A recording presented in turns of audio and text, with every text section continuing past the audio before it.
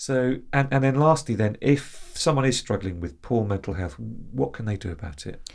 I think it's important to overcome that stigma, first of all, that especially in the workplace, that might be kicking in. Sometimes we can internalize stigma.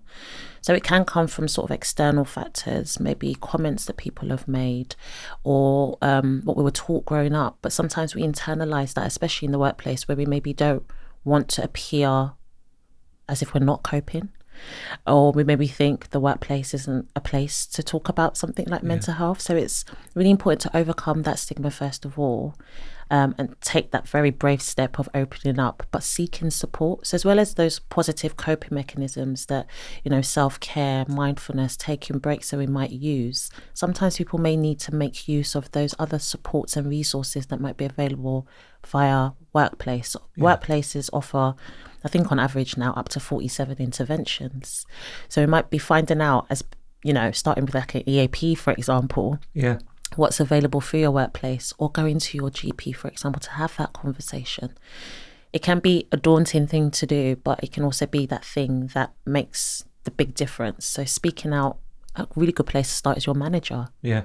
And so just asking for some help, seeing if there's any resources available, any services that you can connect with to support your well-being.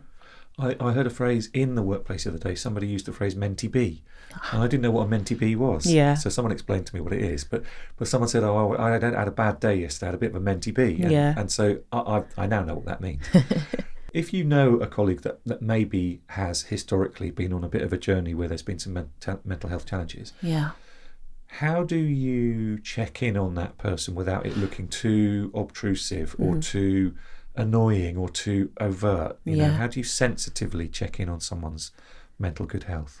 If they've already spoken to you about their mental well-being, it's such a great starting point. And it's that thing that we do where, and I've been guilty of this, we're walking past someone we know, in the office, in the corridor, and we don't stop, but we greet each other. Hi, how are you? Yeah, I'm okay. You're right. Yeah, we're still walking. We might turn around as we continue. Yeah.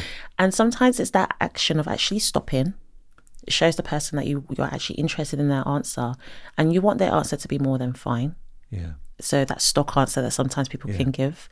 And it can be asking again, no, how are you really in that moment? Yeah.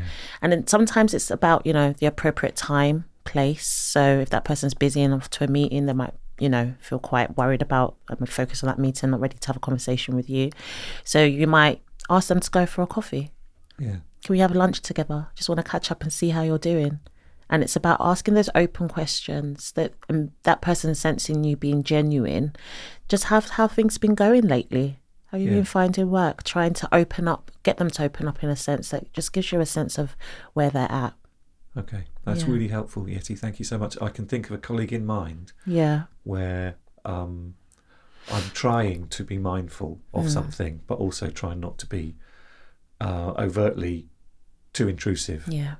So really, really helpful.